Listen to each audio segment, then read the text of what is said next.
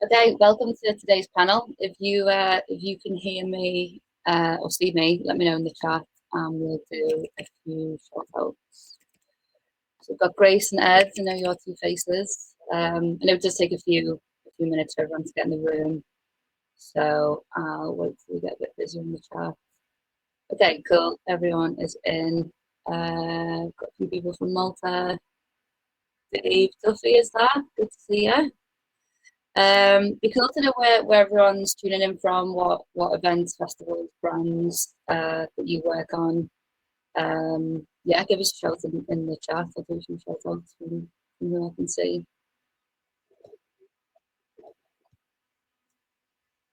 We've got Carrie from South Tyneside Festival. Carrie, I think you won the competition, if I remember, in the last panel. Let us know if you've received your copy of the Power of Moments book.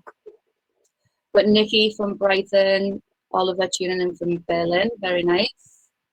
We've got some people from Budapest, Coventry, Manchester. Sarah from TM, hey Sarah, good to speak to you again. We were on Clubhouse earlier in the week. We've got Tom from Fly. Tom was with us last week. If you didn't manage to catch that panel, give us a shout and we can send you the replay link. Tom from Birmingham, I think we'll speaking to you quite soon actually. Gary from Manchester, Anne from Belgium. Wow, I recently launched my own booking agency, Black Maths. Very nice. Okay, cool. So welcome to today's panel, everyone. I'm Sian, if you've not tuned in before. I'm head of music and events at Mystic Media, and I'll be the host of today's panel.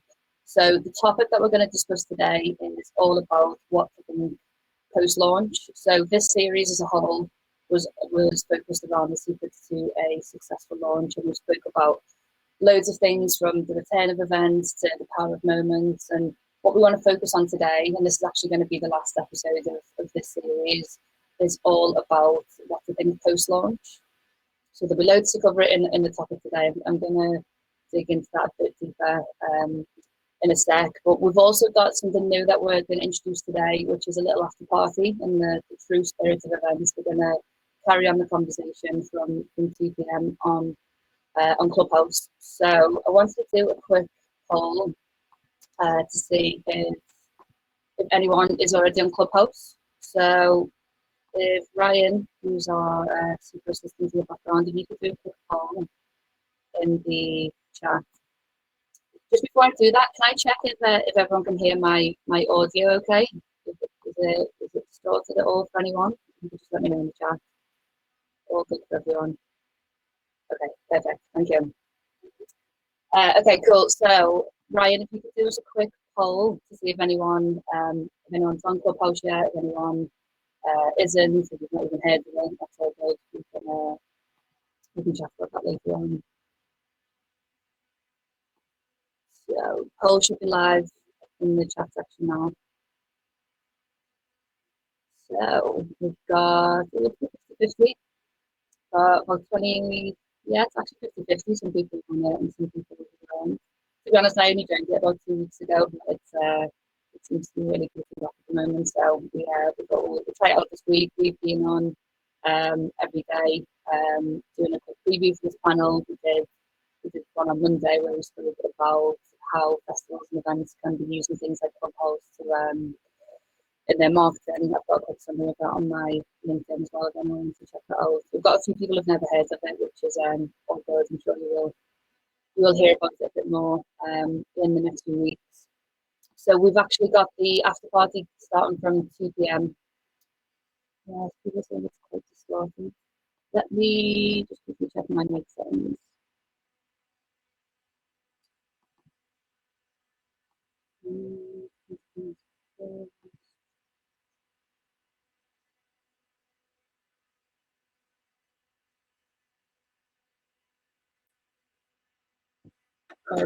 Okay, bear with me 1 second. I'm just going to go into my settings quickly.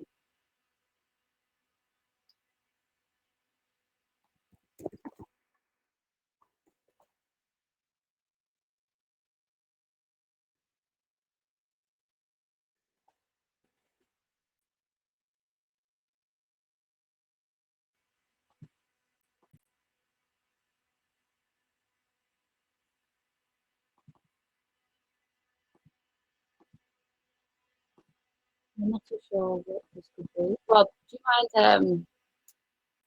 We've got Rob from our team as well on the chat. Rob, could you come into the camera as well? Just see if we can, if your audio is any better. How's that for everyone? Good, yeah. Let me know in the chat if it's good. Okay, is that better? Okay, that's good. Okay. Yeah, what do I sound like for you, Rob? It's actually fine now. Is it? Okay. Maybe a internet issue. Can everyone let me know what I sound like now? Better? Okay. Cool. Not too sure what that was about. Sorry, guys. Okay, Rob, we'll come back to you shortly when we introduce our panelists. So yeah, 2 p.m. if everyone can join us on Clubhouse afterwards, we're going to do a Q&A. You guys can get involved as well. That's the annoying thing about webinars, that we can't hear your guys' thoughts too. So anyone wants to join us from 2 p.m. We should have a good chat on there later on.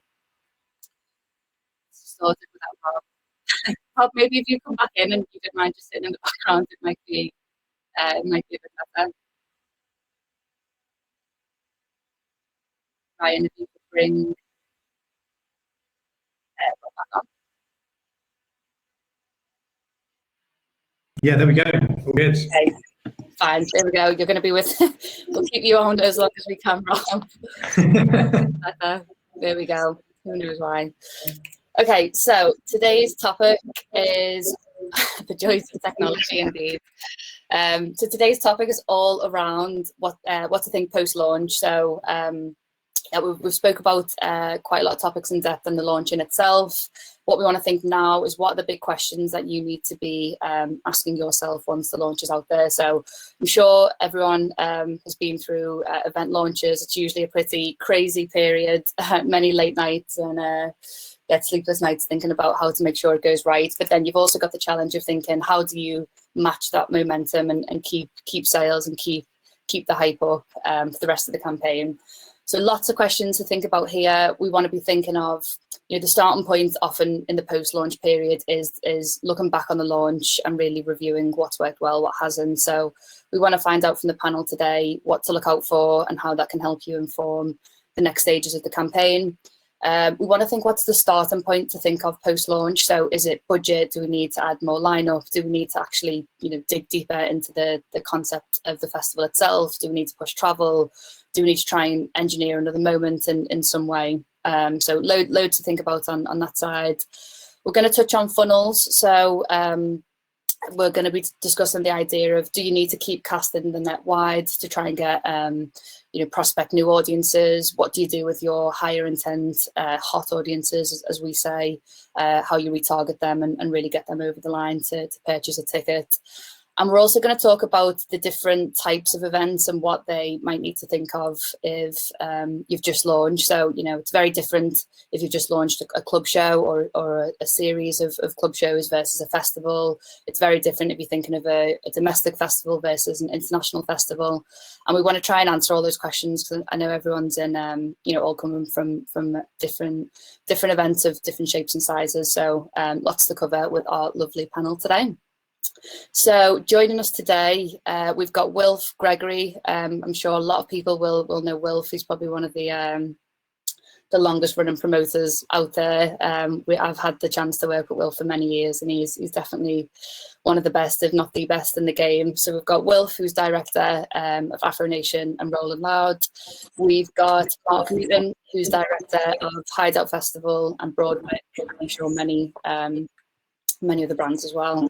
And then we've also got Rob, who I'm very familiar with, who is he's our captain of the media, he's our MD, and he's also director of AMP Lost and Found. So we're going to get Rob's thoughts later in the chat as well. Brian, if you could turn Rob's camera off and see if my audio is okay with me and Will. I've got a bit of feedback from your side, Will. If you could, so from my side? Yeah, if you could just try and lower it down a bit. Should be a bit better. Is that any better? Yeah, perfect. So yeah, how are you getting on, Will? Not too. The sun started shining, so yeah, I'm very happy. Yeah, I'm very jealous. So yeah, thank you so much for joining us today. I'm sure you've got an absolute wealth of experience, and you must have launched close to 1,000 shows in your time. Yeah, maybe. Making me feel old. Yeah, probably. Sorry. I think you're right. Yeah. I'm going for the wisdom angle rather than the age. Yeah. I'll accept that. Yeah. Okay. Cool. So, what I wanted to ask you is a few questions around reviewing the launch itself. I know we've worked on many launches together, and I think the first place to really start is with the launch and working out what's worked, what hasn't. So, what would you usually be looking for from a launch period? How would you help that decide what your next steps would be after the launch of an event? I suppose if we were talking festivals, I would always look at, well, and I suppose club shows, is your variant in ticket price.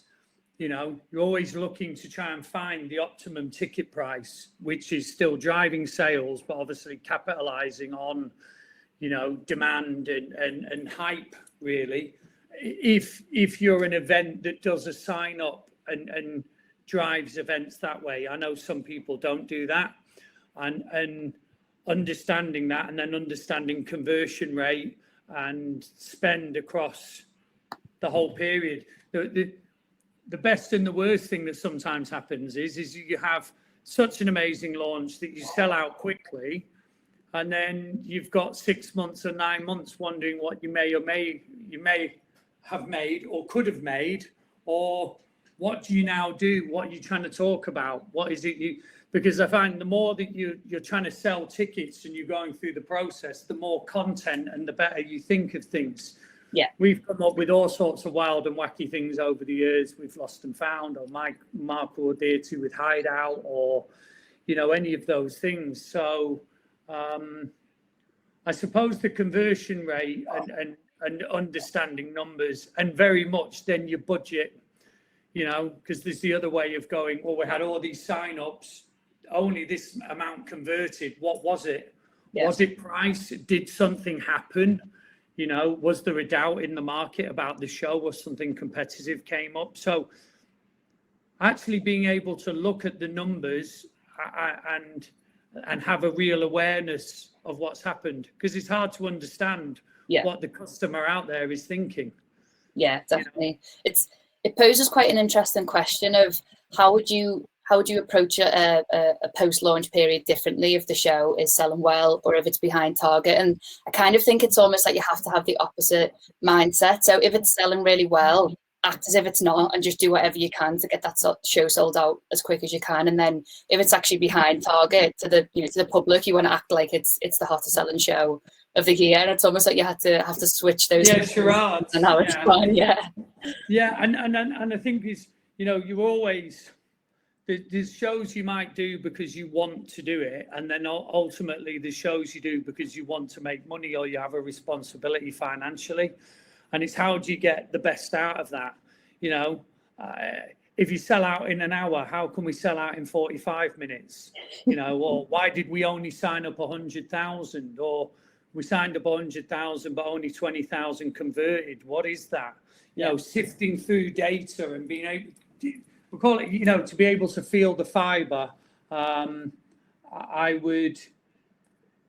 suppose it's always plotting in advance. This is what, on day one sales, I'll be happy if we hit that target. And then going, how did we go past that? So if you've set I want to sell 5,000 tickets on the day of launch, did we achieve that? How much did we spend in order to do that out of our budget? Yeah. And it's dividing back down of that. And also then going, because quite often with these shows, you book some big headline talent. And sometimes you'll go, oh, wow, a lot of people were talking about that talent. And that wasn't the person you spent £1 million on, and so on and so on. So I think it's having a lot of questions that you can answer yes or no, and keep it quite simple so your team understands where they are in the pattern of the event.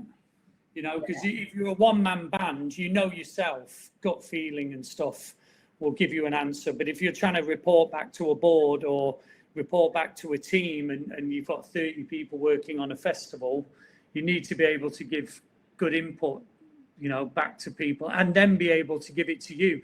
They can't give it to you if they don't know what your questions are yourself. What was it you wanted to achieve? Yeah, there's so many variables. You need to decide what they are, and then actually test against them. Otherwise, I find if you're just constantly changing the goalposts, you're not actually pinpointing what the kind of differential is for that particular launch. Yeah, I always, when you come up with the concept of an event, or we're going to, even if you're a club show, we're going to do such and such again on that last weekend in January. They did great. Ask yourself, how can you make that show better? How if you ask those questions and you write them down, it's dead easy to go back to after the hype of the on sale and go, how do I now feel about those questions? Yeah. And sometimes I've answered them all and gone, wow, we did so much better than what I'd asked myself, and I still feel disappointed. Yeah. So it's there's two things. There's a factual thing within the numbers and what the numbers present, and then there's actually how do you feel emotionally from it? Because I could be wrong, but I think most promoters are emotional about why they do this stuff, because otherwise I think we're all a bit mad. I'm sure there's easier stuff to do in the world. You've got to be, haven't you, to put an event on? So, managing expectation and disappointment is key. I've often had, we've had this amazing sign up and then only this many people converted. Yeah. I still sold more tickets than I wanted, but I feel disappointed. Yeah. And then, like you say, it's then setting a challenge of going, all right, we only want to spend £9 a head in converting all that data we collected. Yeah. Let's get it below £9. Let's set another goal to achieve, or upselling, how can we get those people to upsell as we follow that customer? If they're on RFID, did that person buy merch? What did they do? What was their journey, throughout the event?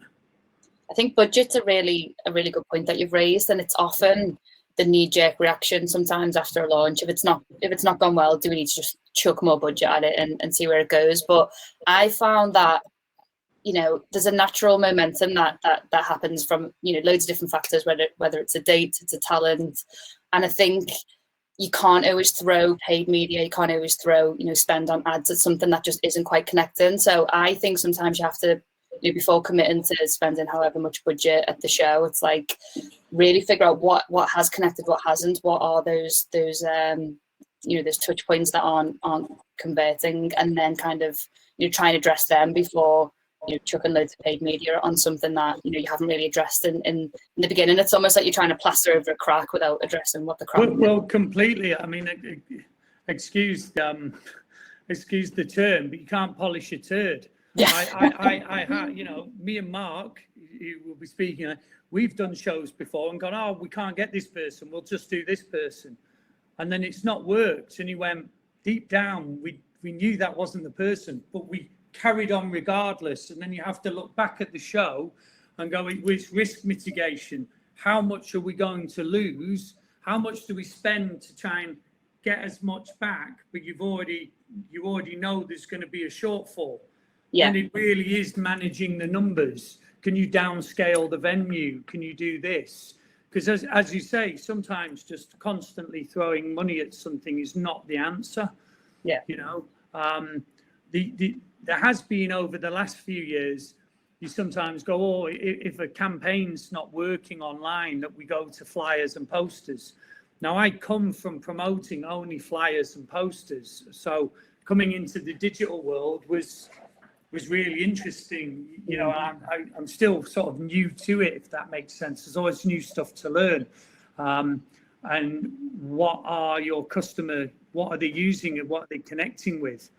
We found in America, like some of the things that people respond to promotionally just aren't the same platforms that people use in Europe.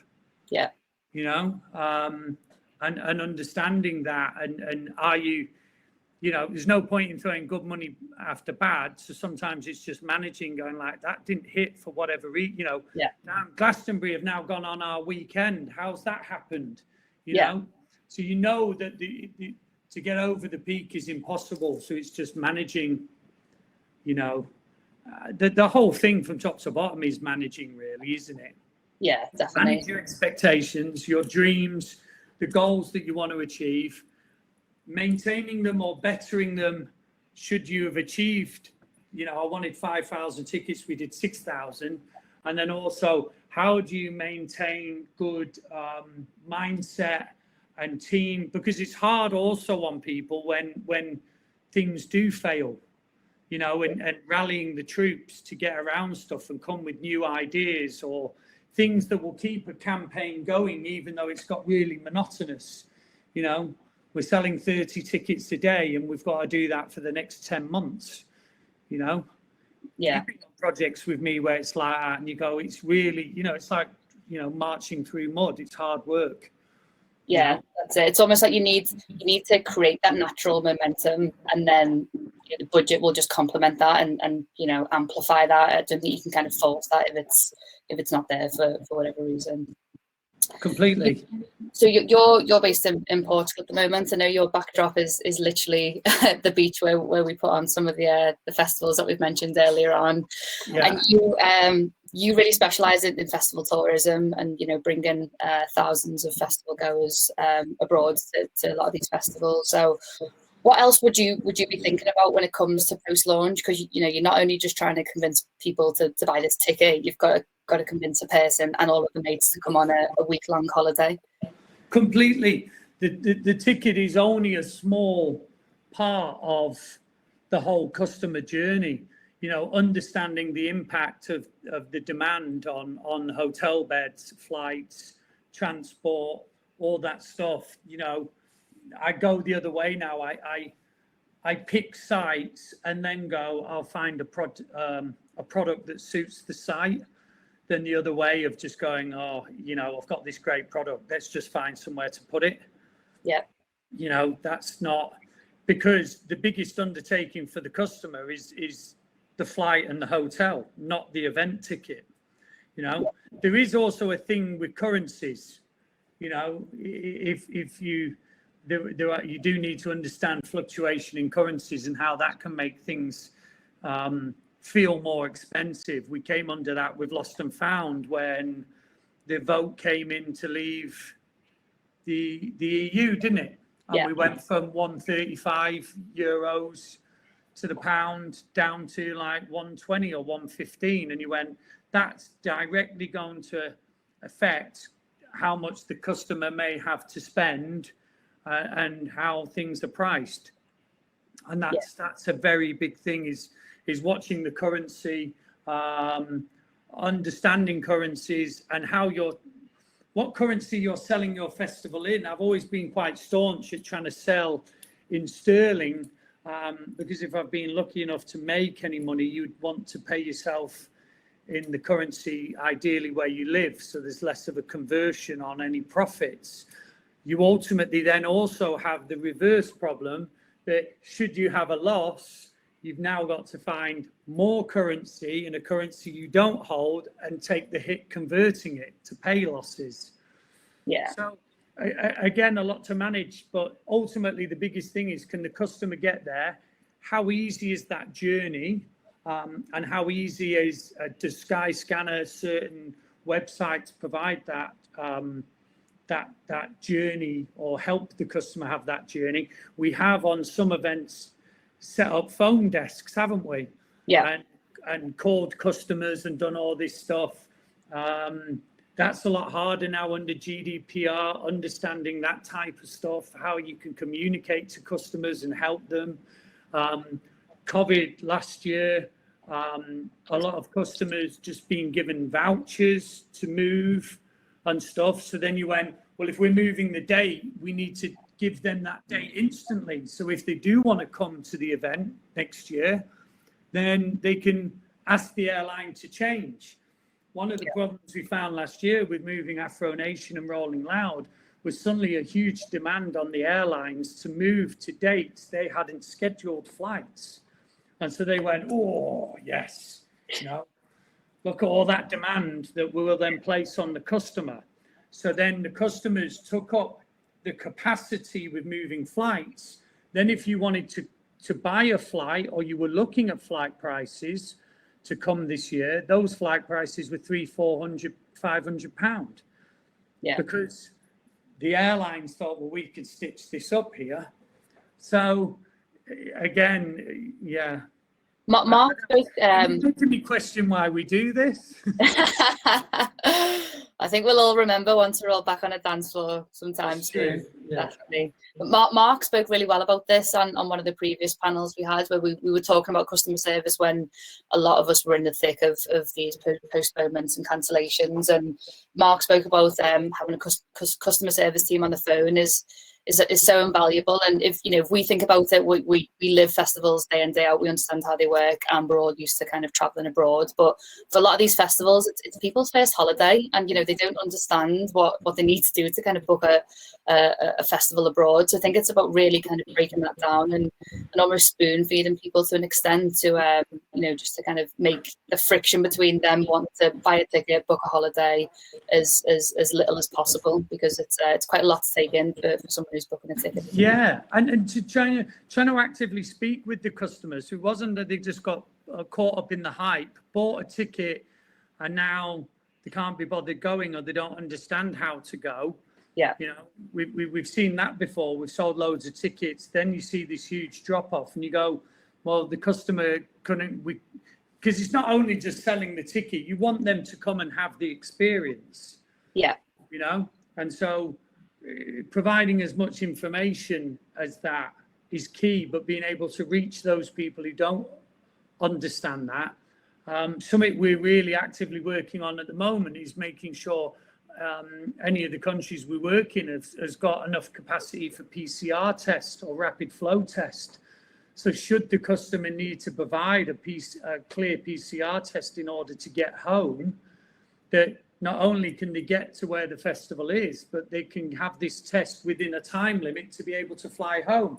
Because previously, as Marco adhered to with Lost and Found or Hideout or any of our events, some people just leave the dance floor, go straight to the airport and fly home. Well, yeah. Currently the future for the next 6, 12, 18 months doesn't feel like that will be possible unless they try and have that clear PCR test during the event. They leave, go and have that test, and then they're clear with it. So there's so many new problems to understand more with music festival tourism than there is just doing a normal event. That's the big challenge for this summer, really, isn't it? Yeah. Figuring out at the moment. I've got one last question before we wrap up with you, Will. As I mentioned before, you've launched well into the hundreds of shows, probably everything from festivals to club shows and everything in between. What's your biggest learning from how you actually react to a launch and how you get the campaign and the ticket sales to the level that you need? What would your one bit of advice be for everyone that tunes in? Never be happy. Yeah. Never be happy, because you can all, as I say, we sold out in an hour, but let's sell out in 45 minutes. I'm one of those people, and I suppose really we're gambling, aren't we? So understanding, expect the unexpected, isn't it? And that unexpectation is going to become more and more. We've had shows that have done incredible, Hideout's been one of them, Lost and Found, the first year Lost and Found, you went, what? We launched on the 3rd week of November. You'd be insane to do that. Like, if anyone ever said to me we'd do that again, I'd just be like, no way. You're crazy, And actually, what really happened was just like how, looking back on that and trying to understand how that happened was harder, really, because it's so new. The hardest years are always 2, 3, 4, and 5, I think, because the initial buzz of what you do and how you got into something has changed, and getting over complacency and stuff like that. You know, no, well, it's just done this next. You know, keeping that passion every time, showing the same on sale, the same respect for if it's, you know, 300 tickets for Scunthorpe, or, you know, we're doing Wembley Stadium, you know. That's it. It's, you know, once you become more than a one show promoter or one city promoter, that's hard. That's the hardest thing. And learning, as long as you know nothing, you'll be all right. All right, nice one. Thanks very much. Sorry, can't give. No, that was great. Mark will have a lot better insight than me. No, that honestly, that was fantastic. Thank you. I know you're a very busy guy, Will, so thank you so much for jumping on today. If you can join us on Clubhouse, great. But if not, I'm sure we'll yes, I'll try and come on later. All right, nice one. Thanks, Thank Will. you, everyone. All good. Right, so next up we're going to go to Rob. So I know Rob pretty well, of course, from Mustard Media, but for anyone who's not met Rob before, he's also director of AMP Lost and Found. And yeah, I guess what we do day in, day out, Rob, is sit together talking about what we can do for launches and post-launch period. But I'd still like to pick your brains on a few things, because I'm sure there's still a few questions left to ask. But yeah, how's it going, Rob? I'm good, thank you. I'm good. Yeah, not bad. Yeah, excited to have a chat about this and be on Business Keeps on Dancing. Nice one. It's good to have you on this side of the camera. So yeah, as I mentioned, yeah, usually post-launch week, you know, we're sitting down to plan the next steps of the campaign. What are the three big questions that are on your mind, or what are the most important factors that you're looking to consider with the next steps after the launch? Well, I've been involved in quite a few major event launches over the years, and also with festivals of kind of all shapes and sizes. And they're often one of the hardest, but the most exciting and rewarding weeks of work you do.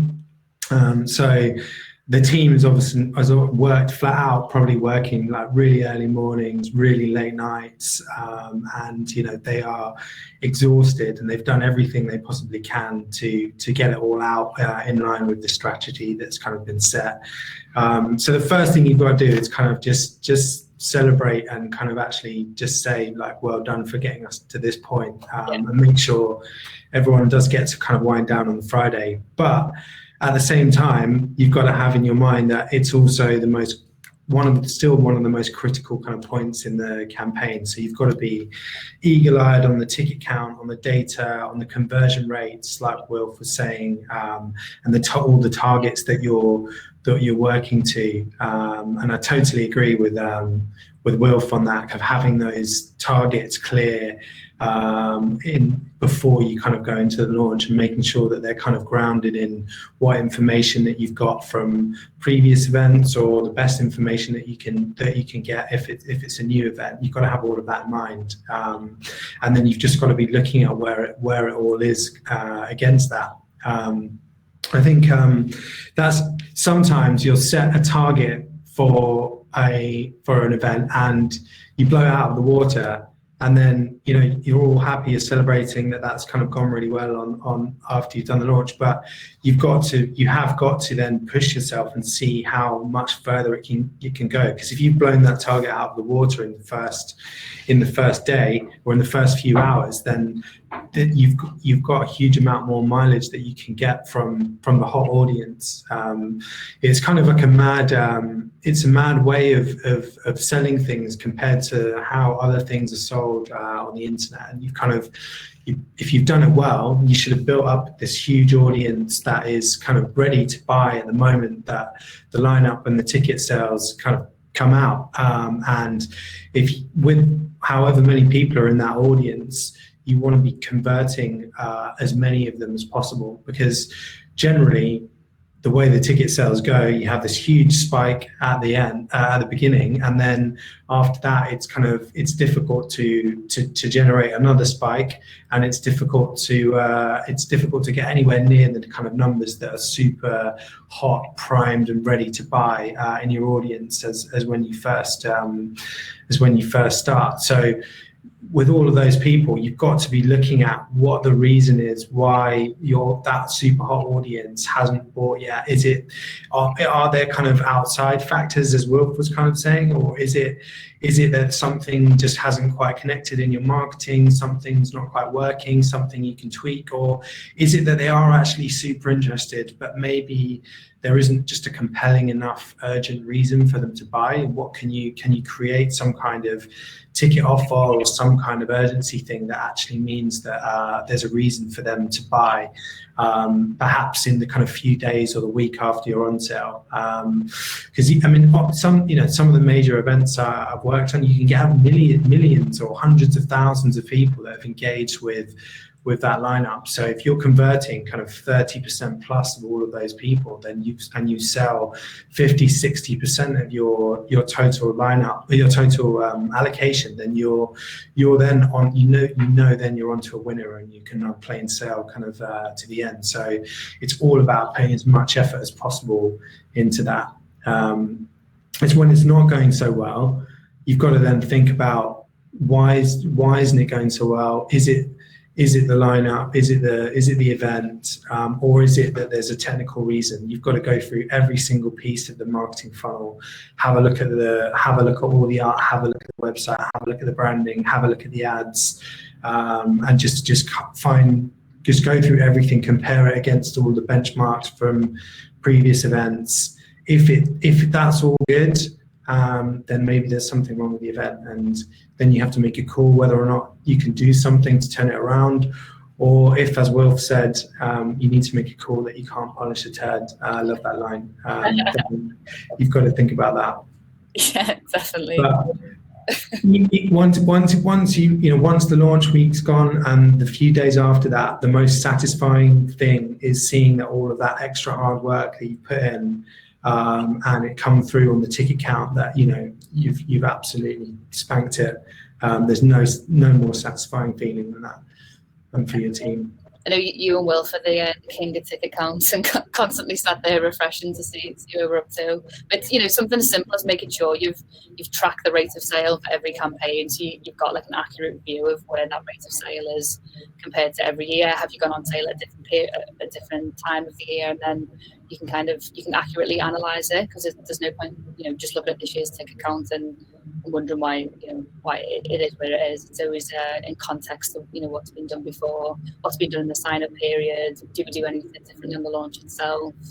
But I think the idea of funnels is such a big thing to think about, and there can be a tendency post-launch to think, right, it's out there, loads of people have seen it, but we haven't sold what we need to. Let's get more people to see it. And some people might continue to cast that net, even wider and wider. But then you've just mentioned you've got this pool of really hot audiences who are really high intent and who would be ready to purchase. But then, I wouldn't say festival and event tickets in general are that much of an impulse purchase. You've either got to get your mates behind it, you've either got to, travel abroad. So, often people have to see adverts, up to 8 times, if not more, before they actually make that decision. So you've got this, what you've done before the launch is that you've done so much work on the sign-up list, on the, getting as many eyeballs as you can on that lineup or whatever it is that you've revealed, and then you've got that pool sat there. So it's about what you do with that audience, and do you just focus on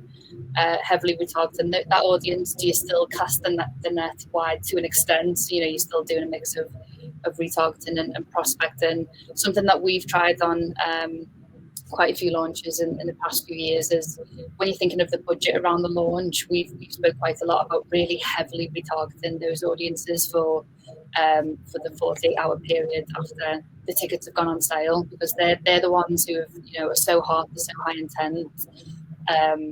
Catch them while the iron is hot, essentially, is something that we think about. But what would you be thinking of when it comes to retargeting audiences, prospecting new cold audiences? How would you be speaking to them differently? What would you think about?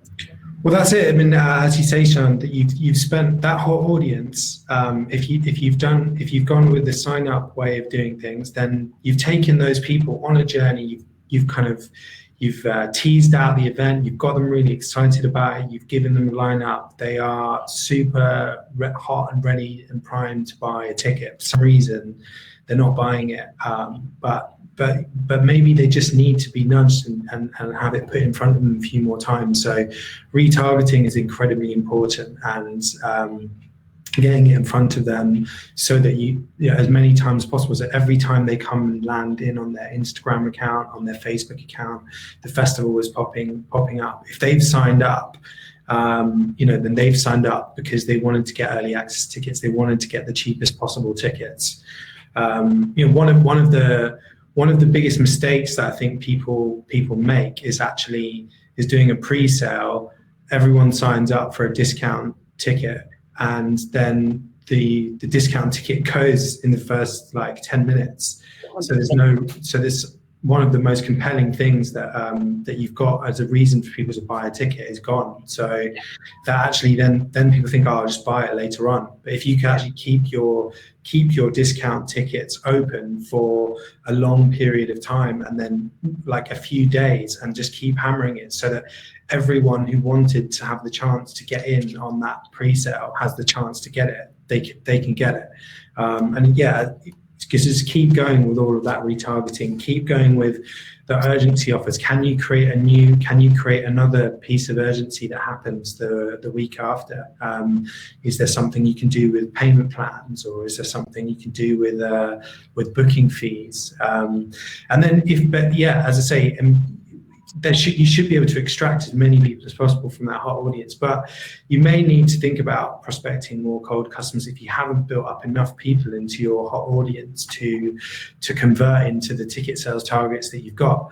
And sometimes that happens maybe because you haven't allocated enough budget towards building the audience. Maybe it was really expensive to get people to sign up. Maybe you didn't do the sign up. So if you've got to do the cold thing, you just have to remember that actually what you need to do is take those people on a journey to buy a ticket in the same way that you did with the sign up. You actually built up all of this hype. You teased all of the things about the venue. You told them about what your ethos and brand was about. You told them about why you were doing the event. You showed them this great lineup, and then they've kind of been ready to buy a ticket because you've created some kind of urgency around them buying a ticket. So you need to think that all of those new people need to go on a journey in the same way. And you need to think about building your marketing content funnel in the same way to take them on that journey and then convert them. And you need to think about how can we convert them after we've already done that. We need to create some conversion events. We need to think about what offers and discount codes can we use. Can we give loads of people who buy a ticket on a certain day something? You've just got to keep funneling people through as if they're being taken on this journey. You can't just put the lineup in front of them.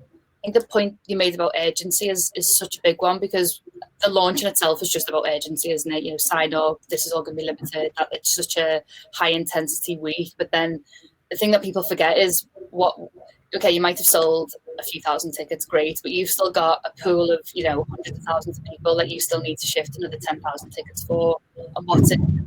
And I think that's such a big question to think about. Something that we've been trialing out recently with on sales is this idea, as you mentioned, around discount strategy. But it's not just about only incentivizing that pre-sale. Well, I think there's two things. I think if you're going to incentivize people, why not absolutely rinse it and run that for as long as you can? Why do a 24-hour pre-sale if you're going to be rewarding these people? And if it is a considered purchase, why not open that for a bit longer, 48 hours, maybe a week? They're the hottest audience you've got. Let's give them as much chance as they want to buy a ticket. And the second thing is, once those, some people might not buy in the pre-sale, you then got the general sale coming up. What is still going to incentivize those general sale audience to convert? And what we've tried out recently is doing a discount strategy, but it's like a staggered discount strategy. Something we're going to do an article on in a bit more detail over at Mustard Media, but it's the idea that, so what's in it for the general sale people? Then could they get maybe the next level of discount, and then the next payday, what's in it for those people? So rather than the ticket price going up, which is quite a negative thing, you kind of don't feel like you feel like you're getting less of a good deal as the campaign goes on. if you think if you flip it on its head and think about discount strategy as, you know, you're just constantly giving discounts, but it gets less throughout the campaign. It means that general sale, you've still got a discount, it's just a bit less. You know, the next payday, it can go down a bit more. Eventually, you know, it'll just eventually be the full price ticket. But all you're doing is reversing the order of ticket tiers, if that makes sense. It's kind of, you end up meeting in the middle at whatever the full price of the ticket is. But those urgency drivers throughout the campaign are the biggest challenge, because we've said it before, you know, you've either sold out a good chunk of your tickets, or maybe you've not sold anywhere near where you need to, and you've got such a long time to drive urgency messaging. But every week you can't be saying tickets are running low, because, you know, that just doesn't work, and it's just not authentic, and people will tune off that very soon. So yeah, I think that's a really good point.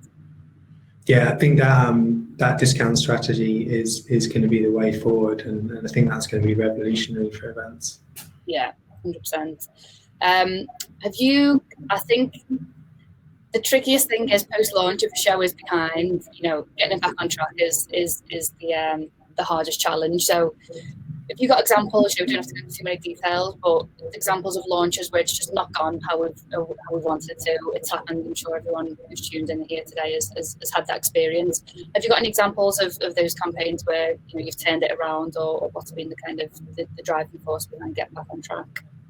Well, this is something that quite a few people come to us for, and I can't reveal any of the names of the clients because it'd be unprofessional. But the way we approach it is to say, first up, have they got all of their ducks aligned? And the people that come to us for a firefighting mission, sometimes they don't have a strategy, they don't, elements of their marketing aren't right. Sometimes it's kind of just a collection of cool ideas. So firstly, we work with them to see if they've got to try and build a coherent 360 marketing strategy for them.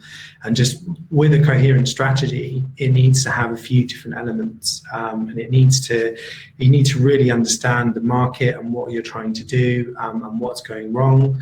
You then need to have a guiding policy, which is combining the experience of the event owners, the experiences of running lots of different festivals, to actually create a strategy that is going to get them from A to B, and then having a load of coherent actions and the actual marketing and cool ideas that kind of feed into that. Yeah. And we often find that a lot of people just have the coherent actions, and they haven't actually properly looked at the data and what they're trying to do, and they haven't actually got a guiding policy, or maybe someone does on the team, but the rest of the team didn't really understand that, and they just seen the kind of ideas that feed into that. So firstly, we're looking at that, and often the thing that often, you know, some of there's bits of marketing that aren't quite right, but really the launch has gone by. So, you know, we think that the launch is the most important part of an event campaign. So, and really you've got one chance of it, but there is sometimes a way that you can relaunch and reposition an event, whether it's finding a new angle, a partner, some kind of branding element that can shine a new light on the show, that presents it in front of new audiences. And if we can think of a way to reposition the event and relaunch it, we find that is often the best thing that can be done to turn a show around, and create a second spike, which then gives us another massive hot audience that we can try and convert. And obviously, you know, going into that, you then need to look at all of the building blocks that go into that. Are the socials right? Are the ads right? Is the website right? Are all of the, you know, is the customer service being done right? What, you know, we need to analyze all of that stuff, and then all of that combined is what makes it work. If it's not possible to relaunch it, then you have to just work on tweaking all of those building blocks, and they have a compounding effect, but it's not always as effective as if you can have a relaunch. Yeah, it's an interesting thought of how you can represent the lineup, because it's you know, once the lineup's out there, great, but it can become quite stale quite quickly. And if you've got nothing new to it, you know, no more artists or no more budget for new additions, then you're kind of left with the same asset for the whole campaign. So it's quite a lot to think about there with how can you represent the lineup in different ways. Can you really break it down into so it looks kind of bigger than the original program even looked like to begin with. Rebranding an event, I think, is an important point, and I don't just mean that in the sense of design, but actually repositioning it as where does this fit in the market? What is the type of people that go to the show? You know, is it the big end of summer gala for students? Is it the one that's going to be, I don't know, really hot with enthusiasts of this type of sounds? But I think really we're carving out what that niche is for that event is so important. Things like partnerships are something we speak about day in, day out, and I think it's not enough for you to just say the event's amazing, and it's not enough, you know, just to have you know, your kind of brand on the poster. It's about who can you link up with, club and partners, what are the kind of networks and all these different communities and pockets of audiences who are your audience. You know, what can you do with media partnerships and any other kind of credibility and authenticity you can add to the event. And one problem we've all got now is that I think you've got just this past year in general, obviously cancellations and postponements, customers' trust has been knocked in events. We've had things like documentaries with Fire Festival. I don't know how many meetings I've been sat in and Fire Festival as this came up, or how many new brands we've launched, and Fire Festival pops up in the comments because people have got a distrust in events at the moment. So I think, you know, adding as many credible partners and angles as you can to the festival can be such a big part of it as well. I'm going to go over to Mark now, Rob. I'm just conscious of time, so we're all going to jump on Clubhouse soon as well, where we can chat to everyone in a bit more detail. But nice one, thanks for today, Rob. Nice one, thanks everyone. Chat to you on. Nice one. So we're going to go over to Mark Newton. So Mark has been with us on the panel before. He spoke really well about customer service and how you can actually use that to engineer moments through your marketing and connect with your audience and really get them to remember the good service that you provided. So Mark, thank you so much for joining us. How have you been getting on? Yeah, good. Keeping very busy, rescheduling shows and then rescheduling shows and then rescheduling them again. Yep, sounds pretty similar to what everyone else has been up to. But yeah, good to have you on. I'm sure you're busy planning for things to hopefully return very soon. Yeah. So the sooner the better. Yeah, that's it. Get me on a dance floor ASAP. So I think you've got quite unique insight, Mark. I know you've got your director at Hideout Festival, which is an international festival happening in Croatia. But you were also director of Broadwick Live, and you've overseen many launches, things like Printworks, Club Series, venues. So I'm sure you've been there, got the T-shirt, seen it all when it comes to launches and how to get back on track. Would you approach the post-launch strategy any differently, depending on the show and depending on the type of show? Yeah, absolutely. I kind of always look at what sort of runway we've got for marketing. So with an international festival, we'd normally spend a full 12 months on the marketing campaign, whereas UK festival, it's normally maybe 6, maybe 8 months. With a club series, probably 3 months, and then with an individual show, maybe 8 to 10 weeks. So obviously, you've got to focus on what are you going to do across each of those periods. What are going to be the important topics to cover within those periods, and what do people need to get out of that? I think obviously when you're looking at doing something internationally, you've got not just the festival itself that you've got to explain to people. You've got the travel element. You've got the accommodation element. You've got to explain how the format of the show is going to happen. There's an awful lot to explain something where someone's having to go to a foreign country that they might not have been to before. They might not have actually been abroad by themselves before. So you've got to cover a lot of different information, and that information that you're covering also has to be at the same time as your sort of sales strategy. So I think where you've got something like that in relation to a one-off show at Printworks, the majority of people that have come to Printworks live in London, know the venue, know the tube system. So you are just literally pushing the event to them and giving them bits to tease them, but there's not the depth of information that they require. I think what we try and do is split up the marketing into different sections. So you've got that sort of sales strategy side of things, you've got the information side, and then you've also got the excitement. So sales can be sort of the initial selling of a ticket or the upselling of other elements once the ticket's been purchased. Then the information side is definitely aimed at sort of pre-purchase and post-purchase, because you've got to give customers the information before they feel confident enough to buy a ticket. Or some people will run in, buy a ticket because they really love the concept of the artist, and then want the information post-buying.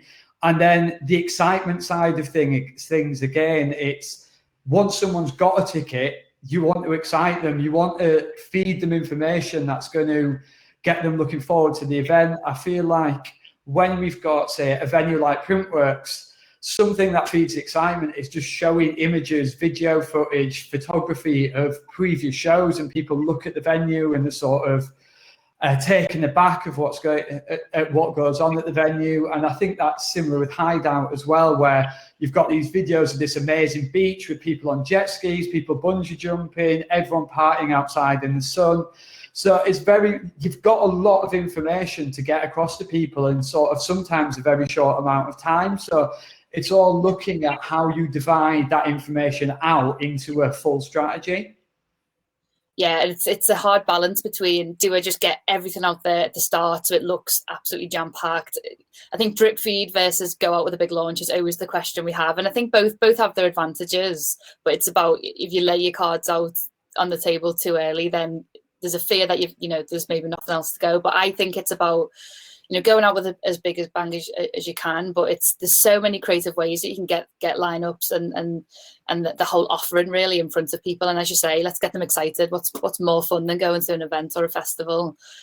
So really, you shouldn't run out of things to talk about, because it's the highlight of people's month or year, but depending on the event that they're going to. Yeah, exactly. So, for example, with Hideout, we probably put about 75% of the lineup out at launch. Which is enough for people to understand who's going to be playing there, understand sort of the music genres.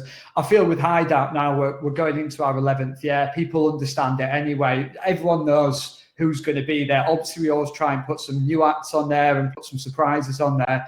But we always give people enough so they can sort of buy into the show and understand what's going to be like. And then that remaining 25%, we might split that over two separate sort of post-launch points, and then tying in those extra artists with stuff like who's going to be playing on what stages, what day are people performing, are people going to be doing boat parties, are people going to be playing at the beach party, what brands are going to get involved, what clubbing partners are going to be involved, is there a media partner that's hosting a stage, and then even stuff like customers that might be coming on a coach, making people feel excited about the coach journey, making people feel excited about every element of what they're going to experience whilst they're there. Because it's very much when you're taking someone abroad, be it with myself with Hideout, or when I was involved in snowbombing, or with Wilf with Rolling Loud, it's not just the 8 hours, 10 hours a day they might spend at that festival. It's the journey there. It's the experience when they get there pre-festival. It's what they're doing around the festival, and it's what they're doing afterwards as well. So I think you've got to really get people like engrossed into the whole experience to really sell it to them. And with all the different type of shows that you've worked on, do you find that different tactics work for different audiences? I know for a lot of launches that we've worked on, what works for a grime show is completely different to maybe, a show with a bit of an older crowd. And I often find that the shows with the older crowds, the way less susceptible to marketing techniques, whereas you get the younger crowd, you get pre-sales, they get the kind of hype around it. Whereas I feel like if you get any older than 25, they don't like to be marketed to or sold to. Everyone's like a pessimist, aren't they, after a certain point? It's an interesting one, because I feel, say, if we're doing sort of a grime or a hip hop event, that audience is very sort of ticket and gig focused. So they're used to, say, if Stormzy put a show on, they're used to that show selling out in like 3 minutes or something like that. So it's very hard if you've not sold out on that initial launch to keep them engaged.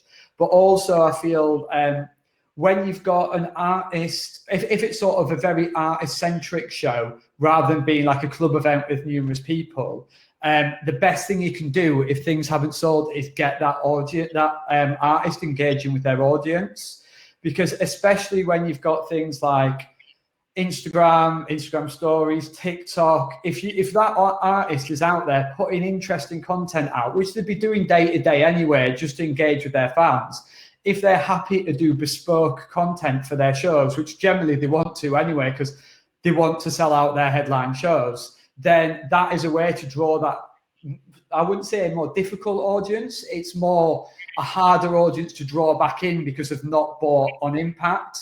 Where, like you say, I feel like an older audience, sort of 25, 30 upwards, they're a little bit more relaxed on buying tickets. And like I said, they've heard those marketing messages before. It's like people can see right through when a post goes out and it's like 50% of tickets sold, then the next day it's 60%, then it's 63.5%, and then it's 71 2/4, and like 99.912%. Exactly. It's like I whenever we are going to put a ticket warning out, I always say to the marketing team and the team that are managing the tickets, are we actually going to hit those sales? Like, do not put that warning out if we're not actually going to move up a tier, because the last thing you want to do is use that to force yourself up a tier.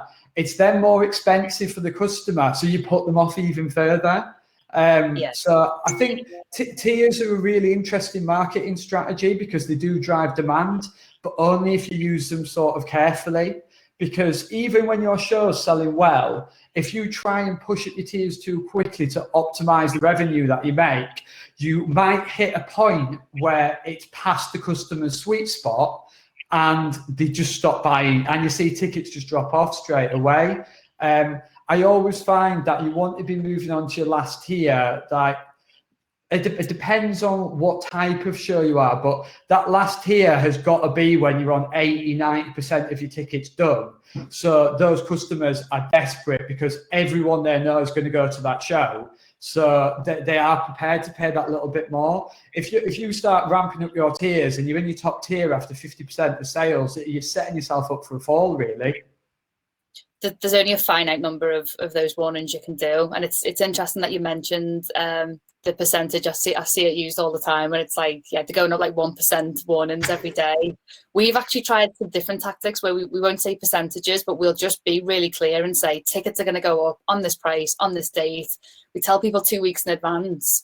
Run that for 2 weeks. We'll just hammer that with paid media, email marketing, retargeting all those audiences. But because we're just being so clear, and it's not really a fake warning, like they genuinely will move up on that day. But I just find that percentages, you can almost like lose authenticity and credibility in the amount of times that you say that. And then the other thing that I was speaking about with Rob is this idea of discounts. It's almost like, when we have used this discount strategy throughout the whole campaign, some people's apprehension is, it makes the event look cheap. But, in reality, you're giving people this discount anyway when you're actually, moving up in tickets. Like your early bird ticket might be £40 cheaper, which is a discount. But it means that you can, and you'll find this is why a lot of e-commerce and retailers use discount strategy for this very reason. You can use discounts as much as you want. Like if you want to do, 25%, then 20, then 15, then 10. But then for Black Friday, you want to do another 25% discount. No one's really that bothered because they've had that discount before. So if you got the 15% discount, you're like, oh, I got a good deal anyway, so that's fine. But what you can't do with tier ticket prices is that you can't do 99, 100, 120, and then one random week in May, you want to just do £99 tickets, because there would be absolute uproar and, people wouldn't be happy, and you've almost punished the early buyers. So I think there's a lot of psychology in ticket messaging, and I think you can take a lot of inspiration from things like retail, because you don't see Topshop saying 80% of these jeans left at this price. It's just, they just, you know, these jeans are going to go up to £30 on Sunday. It's just not the language they use. And I think there's a reason for that. And it just means you can kind of leverage these different levels of discount throughout the campaign as ways to keep driving urgency, which I think is, yeah, a really interesting thought. I'm conscious of time here. I know everyone's quite keen to jump on the Clubhouse. So Mark, are you okay to jump us onto Clubhouse as well? Yeah, you got time? Yeah, absolutely. Okay, Brill. I'm gonna thanks everyone who's tuned in today. I think it's been a really good chat today, and yeah, it looks like the chat's been popping off. So if anyone is on Clubhouse, I think Ricardo's been trying to help people out with some invites in the chat, but we'll head over to Clubhouse now. It sounds like Wilf's going to join us. We're going to have Mark, Rob will be on there. All of us will be on there as well, and we can have a bit of a Q&A and get some of you guys involved as well. So if you have any troubles accessing the link, I'm going to ask Ryan to leave this chat on so people can put some questions in there, or email Ricardo. I think he put his email in there earlier on. And yeah, we'll catch you in Clubhouse. But if you've got any issues, maybe just email Ricardo, which is ricardo@mustardmedia.net, and we'll catch you over on Clubhouse. Exciting stuff. I will leave this chat on, so I'm just going to jump off, but this will still be active if anyone wants to chat, and I'll catch you there in a few minutes, Mark.